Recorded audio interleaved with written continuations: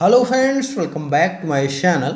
तो दोस्तों, आज की जो वीडियो है, इस वीडियो में हम सीडीपी के महत्वपूर्ण प्रश्नों को देखेंगे। जी हाँ दोस्तों, अगर आप सीटेट की तैयारी कर रहे हैं तो यह वीडियो आपके लिए बहुत ही इम्पोर्टेंट है, क्योंकि इस वीडियो में हम जो सीडीपी के प्रश्न लाए हैं वह सभी आपके सीटेट एग्ज़ाम में पूछे गए प्रश्न हैं। तो इसलिए आप इस वीडियो को अच्छे से ज़रूर देखिएगा। और दोस्तों, इतना यकीन मानिए कि यह जो प्रश्न हम आपको करवाएंगे, इसमें से एक या दो प्रश्न आपके सीटेट एग्जाम में जरूर देखने के लिए मिलेगा। तो इसलिए आप इस वीडियो को लास्ट तक जरूर देखिएगा, और चैनल पर नए हैं तो चैनल को सब्सक्राइब कर लीजिए। चलिए दोस्तों, वीडियो को स्टार्ट करते हैं। तो पहला प्रश्न हमने लिया है कि कोई शिक्षिका अपने विद्यार्थियों को अध्ययन करने हेतु आंतरिक रूप से उत्प्रेरित करने से के लिए कैसे प्रोत्साहित कर सकती है। तो पूछा गया है कि अगर कोई शिक्षिका है, वह चाहती है कि जो उसके विद्यालय में विद्यार्थी पढ़ रहे हैं, उसके कक्षा में जो विद्यार्थी हैं, उसको आंतरिक रूप से प्रोत्साहित कैसे किया जाए।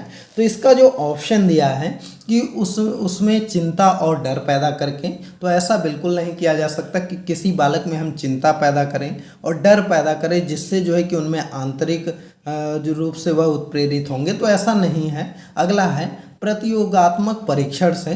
तो ऐसे भी नहीं होगा कि अगर हम प्रतियोगात्मक परीक्षण कराएं तो उससे जो है कि वह आंतरिक रूप से उत्प्रेरित होंगे। अगला है व्यक्तिगत लक्ष्य निर्धारित करने और उनमें निपुणता पाने में उन्हें मदद देकर। जी हाँ दोस्तों, बिल्कुल सही है कि अगर कोई विद्यार्थी है, उसको हम व्यक्तिगत लक्ष्य निर्धारित करें और जो है कि उसको निपुणता पाने में उसकी अगर मदद करेंगे, तो वह जो है कि जरूर आंतरिक रूप से उत्प्रेरित हो जाएगा। तो यह ऑप्शन सही है, सी वाला ऑप्शन आपका सही हो जाएगा। अगला इसमें लिखा है कि साफ दिखाई पड़ने वाले इनाम देकर। तो ऐसा भी नहीं कर सकते कि किसी को हम इनाम दिखा दे करके उसको आंतरिक रूप से उत्प्रेरित नहीं कर सकते। अगर हम किसी को इनाम दिखाते हैं तो वह जो है कि बाह्य रूप से जो है कि प्रोत्साहित तो हो जाएगा, लेकिन आंतरिक रूप से वह प्रोत्साहित नहीं होगा। तो इसलिए जो है कि आपका सी वाला विकल्प सबसे अच्छा है और यही इसका आंसर हो जाएगा। अगला प्रश्न देखते हैं। अगला प्रश्न है कि किसी प्रारंभिक कक्षा में प्रभावशाली शिक्षक का उद्देश्य विद्यार्थियों को उत्प्रेरित करना होगा। तो पूछा गया है कि अगर कोई प्रभावशाली शिक्षक है तो उसका उद्देश्य विद्यार्थियों को उत्प्रेरित करना होगा। तो क्या ऑप्शन दिया है, चलिए देख लेते हैं। तो इसमें आपका ऑप्शन दिया गया है कि डी वाला देखते हैं कि ऐसे काम करने के लिए जिनमें परीक्षा के अंत में वे अच्छे अंक प्राप्त कर सकते हैं। तो बिल्कुल गलत है कि अगर कोई प्रभावशाली शिक्षक है तो वह विद्यार्थियों को उत्प्रेरित करने के लिए परीक्षा जो है कि अंत में नहीं लेगा। तो यह ऑप्शन गलत है। अगला है दंडात्मक उपायों का प्रयोग करके जिससे शिक्षक का सम्मान बने रहे। तो यह भी गलत है। हम किसी को विद्यार्थी को दंड नहीं दे सकते, तो यह भी गलत है।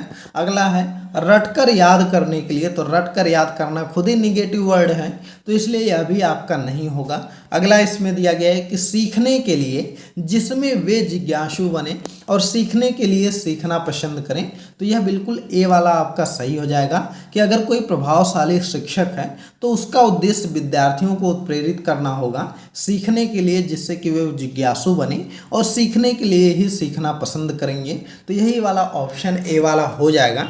दोस्तों, आप जो है कि विकल्प को छांटना सीखिए, क्योंकि विकल्प अगर आपको मान लीजिए एग्जैक्ट आंसर नहीं पता है, लेकिन आप अगर ऑप्शन को छांटना सीख जाएंगे तो आप आंसर सही कर लेंगे। और छांटना कैसे, जैसे देखिए यही जो प्रश्न था, इसमें तो दो आपका निगेटिव वर्ड ही आ गए थे, एक रटकर याद करना और दूसरा दंडात्मक उपाय। तो यह भी दोनों ही गलत हो गए ऑप्शन। तो अगर आप इसमें नहीं आंसर भी आ रहा था तब भी जो है कि डी और ए में से कोई आप मारते हैं तो इसमें ज़्यादातर चांस होता कि सही हो जाता। तो निगेटिव और पॉजिटिव वर्ड अगर आपको नहीं पता है दोस्तों, तो आप कमेंट करिएगा, हम उस पर भी वीडियो बना देंगे कि नेगेटिव वर्ड क्या होता है, पॉजिटिव वर्ड कैसे क्या होता है, और कैसे जो है कि हम किसी भी क्वेश्चन में निगेटिव और पॉजिटिव वर्ड को छांटते हैं। तो इस पर भी वीडियो बना देंगे, आप कमेंट करिएगा अगर आपको चाहिएगा। तो चलिए अगला प्रश्न देखते हैं। अगला प्रश्न है कि निम्नलिखित में से कौन सा उदाहरण प्रभावशाली विद्यालय की प्रथा का है। जी हाँ दोस्तों, पूछा गया है कि यह जो दिया गया है कि कौन सा उदाहरण जो है वह प्रभावशाली विद्यालय की प्रथा का है। तो इसमें जो ऑप्शन आपका दिया गया है ऑप्शन दिया गया है कि निरंतर तुलनात्मक मूल्यांकन। तो बिल्कुल गलत है दोस्तों कि किसी भी प्रभावशाली विद्यालय की यह प्रथा नहीं है कि उसमें निरंतर तुलनात्मक मूल्यांकन किया जाए। अगला है शारीरिक दंड। तो शारीरिक दंड तो देना ही नहीं है, तो बी वाला वैसे ही गलत है। अगला है व्यक्ति सापेक्ष अधिगम। जी हाँ दोस्तों, बिल्कुल सही है। अगर कोई प्रभावशाली विद्यालय है तो उसमें जो है कि व्यक्ति सापेक्ष अधिगम होना बहुत जरूरी है। यही उसमें प्रथा भी रहती है प्रभावशाली विद्यालय में कि वह जो है कि व्यक्ति सापेक्ष अधिगम देखते हैं। तो इसलिए सी वाला ऑप्शन सही है। अगला है, इसमें दिया गया है कि प्रतियोगात्मक कक्षा। तो यह भी गलत है, प्रतियोगात्मक कक्षा नहीं होनी चाहिए। तो सी वाला विकल्प सबसे सही है। तो यह ऑप्शन आपका सही हो जाएगा। अगला प्रश्न देखते हैं। अगला प्रश्न है कि विकास का सिर पदाभिमुख दिशा सिद्धांत व्याख्या करता है कि विकास इस प्रकार आगे बढ़ता है। तो इसमें दिया गया है कि विकास का जो सिर पदाभिमुख जो है दिशा सिद्धांत है वह व्याख्या क्या करता है कि विकास किस प्रकार से आगे बढ़ता है। तो इसमें ऑप्शन दिया गया है कि सामान्य से विशिष्ट कार्यों की ओर, भिन्न से एकीकृत कार्यों की ओर, सिर से पैर की ओर, कि ग्रामीण से शहरी क्षेत्रों की ओर। तो देखिए, अगर हम बात करें तो इस जिसको कि सिर पदाभिमुख कहते हैं, इसको मस्तकाधोमुखी भी बोलते हैं। और यह जो है कि यह विकास आपका सिर से पैर की ओर होता है। जी हाँ दोस्तों, किधर की होता है? तो सिर से पैर की ओर होता है। तो इसको आप याद रखिएगा, सी वाला ऑप्शन सही है। अगला प्रश्न आपका है कि भाषा विकास के लिए सबसे संवेदनशील समय निम्नलिखित में से कौन सा है। तो देखिए, अगर हम बात करें भाषा विकास के लिए सबसे संवेदनशील समय, तो ऑप्शन इसमें आपका दिया गया है कि जन्म पूर्व का समय। तो बिल्कुल गलत है। जन्म पूर्व का समय कैसे हो सकता है? अभी जन्म ही नहीं हुआ है, तो उसके पूर्व का समय कैसे भाषा विकास के लिए जो है कि संवेदनशील हो सकता है। अगला है मध्य बचपन का समय। तो यह भी गलत है। अगर कोई बच्चा मध्य बचपन में है तो वह भी कैसे जो है कि तब तक तो बहुत विकास हो गया रहता है। तो यह भी ऑप्शन गलत है। अगला है वयस्कावस्था। तो यह भी गलत। अगर कोई वयस्क हो जाएगा तो उसके बाद उसमें भाषा विकास संवेदनशील थोड़ी होता है। तो सी वाला भी गलत है। अगला है प्रारंभिक बचपन का समय। बिल्कुल सही है कि भाषा विकास के लिए सबसे संवेदनशील समय जो है वह प्रारंभिक बचपन का समय होता है, और वही जो है कि इस भाषा विकास का सबसे संवेदनशील है। तो डी वाला विकल्प सबसे सही है। अगला प्रश्न देखते हैं। दोस्तों, यह वीडियो आपको कैसी लग रही कमेंट करके बताइएगा, और वीडियो पसंद आ रही है तो वीडियो को लाइक करिए, ज़्यादा से ज़्यादा शेयर करिए, और चैनल पर नए हैं तो चैनल को ज़रूर सब्सक्राइब कर लीजिएगा। दोस्तों, यह वीडियो आपको कैसी लग रही है कमेंट जरूर किया करिए, क्योंकि काफ़ी लोग कमेंट नहीं करते हैं। कमेंट में बताइए कि कैसा लग रहा है और किस टॉपिक पर आपको वीडियो चाहिए, तो यह भी आप बताइए। अगला प्रश्न है कि एक 6 वर्ष की लड़की खेल कूद में असाधारण योग्यता का प्रदर्शन करती है। उसके माता पिता दोनों ही खिलाड़ी हैं। उसे नित्य प्रशिक्षण प्राप्त करने भेजते हैं और सप्ताहांत में उसे प्रशिक्षण देते हैं। बहुत संभव है कि उसकी क्षमताएं निम्नलिखित दोनों के बीच परस्पर प्रक्रिया का परिमाण होगी। तो पूछा गया है कि एक कोई लड़की है और जो है कि 6 वर्ष की है, खेल कूद में जो है कि वह असाधारण योग्यता प्रदर्शित कर रही है, और उसके माता पिता जो हैं वह भी खिलाड़ी हैं, और जो है कि उसको वह प्रशिक्षण के लिए भेज रहे हैं, और सप्ताह के अंत में वह खुद प्रशिक्षण देते हैं। तो ये ऐसे ही जो है कि दिया गया है कि बहुत संभव है कि उसकी क्षमताएं निम्नलिखित में से किन दोनों के बीच में जो है कि परिमाण होंगे। तो पूछा गया है तो आनुवंशिकता और पर्यावरण के बीच में, वृद्धि और विकास, स्वास्थ्य और प्रशिक्षण, के अनुशासन और पौष्टिकता। तो देखिए, अगर हम इसमें सही आंसर की बात करें तो इसका जो सही आंसर आपका हो जाएगा वह हो जाएगा आनुवंशिकता और पर्यावरण। जी हाँ दोस्तों, उसकी जो क्षमताएं हैं वह जो है कि आनुवंशिकता और पर्यावरण के बीच जो है वह परस्पर प्रक्रिया का परिमाण होंगी।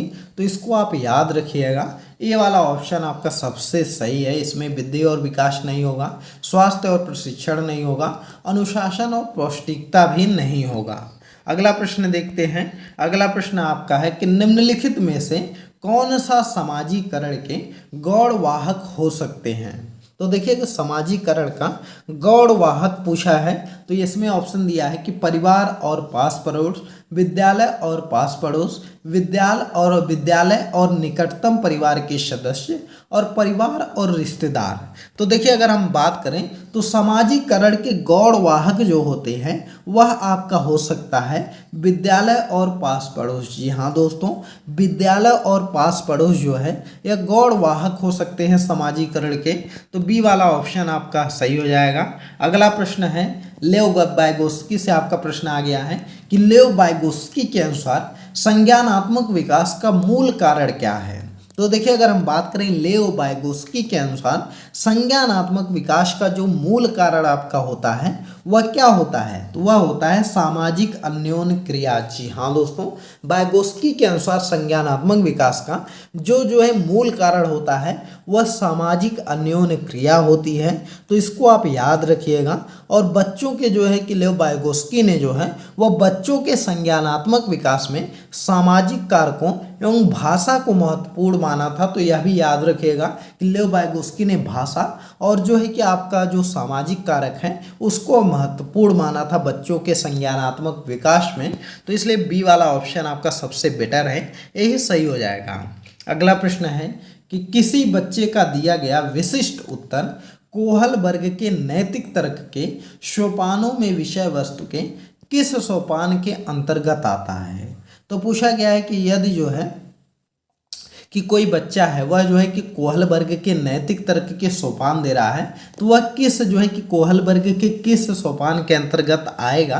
तो इसमें बच्चा कह रहा है यदि आप ईमानदार हैं तो आपके माता पिता आप पर गर्व करेंगे, इसलिए आपको ईमानदार रहना चाहिए।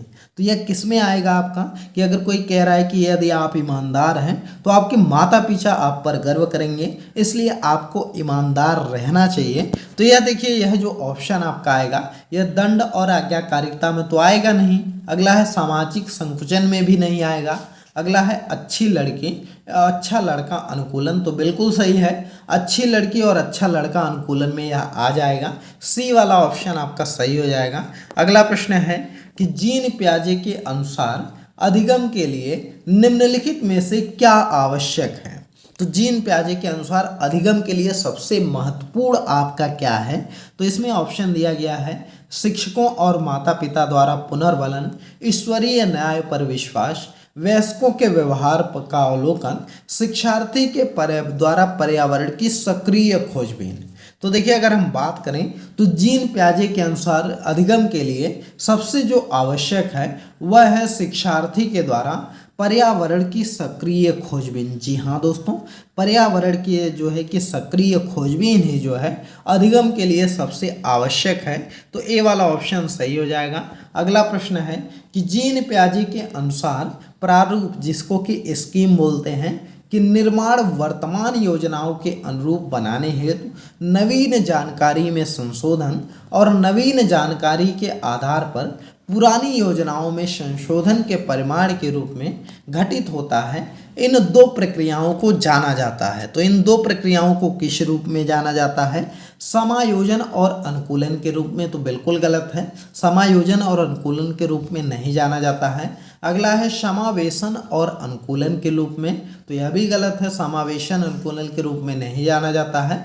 अगला है साम्यीकरण और संशोधन के रूप में, तो यह भी आपका गलत है, साम्यीकरण और संशोधन के रूप में नहीं जाना जाता है। अगला है समावेशन और समायोजन के रूप में। जी हाँ दोस्तों, बिल्कुल सही है कि जो है कि नवीन जानकारी में संशोधन जो है समायोजन होता है तथा नवीन जानकारी के आधार पर पुरानी योजनाओं में जो संशोधन होता है वह आपका समावेशन होता है। तो इसको आप याद रखिएगा कि जो आपका जो है कि नवीन जो जानकारी है उसमें संशोधन समायोजन होता है, और जो नवीन जानकारी के आधार पर अगर हम पुरानी योजनाओं में मतलब पुरानी जानकारी में कुछ संशोधन करते हैं तो उसको समावेशन बोलते हैं। इसमें आप अंतर समझिएगा, कोई पुरानी जानकारी है उसमें संशोधन करेंगे तो उसको समावेशन बोलेंगे, और कोई नई जानकारी है उसमें संशोधन करेंगे तो उसको समायोजन बोल देंगे। तो इसलिए डी वाला ऑप्शन आपका सही हो जाएगा, और इसमें वही चीज़ आपका दिया गया है। अगला प्रश्न है अगला प्रश्न आपका है कि किसी प्रगतिशील कक्षा की व्यवस्था में शिक्षक एक ऐसे वातावरण को उपलब्ध कराकर अधिगम को सुगम बनाता है जो, तो किसी अगर कोई प्रगतिशील शिक्षा है तो उसमें शिक्षक को कैसा वातावरण उपलब्ध कराना चाहिए जिससे कि अधिगम को सुगम बनाया जा सके। आवृत्ति को बढ़ावा देता है तो बिल्कुल गलत है। समावेशन को हतोत्साहित करके तो बिल्कुल गलत है। हतोत्साहित तो आपका निगेटिव वर्ड है। नियामक है तो यह भी गलत है। खोज को प्रोत्साहन देता है। जी हाँ दोस्तों, अगर कोई प्रगतिशील कक्षा की व्यवस्था में शिक्षक ऐसे वातावरण को उपलब्ध कराता है जो कि खोज को प्रोत्साहन देता है तो ऐसे में जो है कि अधिगम आपका सुगम हो जाएगा। ये वाला ऑप्शन आपका सबसे बेटर है और यही आंसर आपका हो जाएगा। दोस्तों यह वीडियो आपको कैसी लग रही है कमेंट करके बताइएगा और वीडियो पसंद आ रही है तो वीडियो को ज़रूर लाइक करिए, ज़्यादा से ज़्यादा शेयर करिए। और हमारे एक टेलीग्राम चैनल भी है जिसका लिंक इस वीडियो के डिस्क्रिप्शन में है, तो वहां से जाकर के हमको टेलीग्राम पर जरूर फॉलो कर लीजिए। अगला प्रश्न है कि हार्वर्ड गार्नर का बहुबुद्धि सिद्धांत सुझाता है। तो हार्वर्ड गार्नर का बहुबुद्धि सिद्धांत आपका क्या सुझाता है, तो इसमें ऑप्शन आपका दिया गया है कि जो है कि क्या है कि हर बच्चे को प्रत्येक विषय 8 भिन्न तरीकों से पढ़ाया जाना चाहिए ताकि सभी बुद्धियां विकसित हों। तो यह बिल्कुल गलत है। हार्वर्ड गार्नर का बहुबुद्धि सिद्धांत यह नहीं सुझाता है कि हर बच्चे को जो है कि प्रत्येक 8 विषय भिन्न तरीकों से पढ़ाया जाना चाहिए जिससे कि सभी बुद्धियां विकसित हों। तो बिल्कुल गलत है। बुद्धि को केवल बुद्धिलब्धि परीक्षा से ही निर्धारित किया जा सकता है। तो यह भी आपका ऑप्शन गलत है। केवल इसमें नेगेटिव वर्ड आ गया तो यह भी आपका गलत है कि बुद्धि को केवल बुद्धिलब्धि परीक्षा से निर्धारित नहीं किया जा सकता। अगला है शिक्षक को चाहिए कि विषय वस्तु का वैकल्पिक विधियों से पढ़ाने के लिए बहुबुद्धियों का एक रूपरेखा की तरह ग्रहण करें। बिल्कुल सही है कि शिक्षक को चाहिए कि जो है कि विषय वस्तु का वैकल्पिक विधियों से पढ़ाने के लिए बहुबुद्धियों की एक रूपरेखा की तरह ग्रहण करना चाहिए। तो सी वाला ऑप्शन आपका सही हो जाएगा। अगला प्रश्न है कि कोई 5 साल की लड़की एक टी शर्ट की सतह करते हुए अपने आप से बात करती है कि लड़की द्वारा प्रदर्शित व्यवहार के संदर्भ में निम्नलिखित में से कौन सा कथन सही है। तो पूछा गया है कि कोई लड़की है 5 साल की जो कि शर्ट की तह लगा रही, मतलब शर्ट जो है सरिया करके रख रही है। तो ऐसे में जो है कि अगर वह अपने आप से ही बात कर रही है तो वह कैसा व्यवहार प्रदर्शित कर रही है। तो यहाँ पर ऑप्शन दिया गया आपका कि जीन प्याजे और लेओ वाइगोस्की इसकी व्याख्या बच्चे के विचारों की अकेंद्रित प्रकृति के रूप में करेंगे। तो बिल्कुल गलत है। यह जो है कि ऑप्शन गलत है। अगला है जीन प्याजे इसे अकेंद्रित भाषा कहेगा और लेओ वाइगोस्की इसकी व्याख्या बच्चे के द्वारा निजी भाषा से अपनी क्रियाओं को नियमित करने के प्रयासों के रूप में करेगा। बिल्कुल सही है दोस्तों।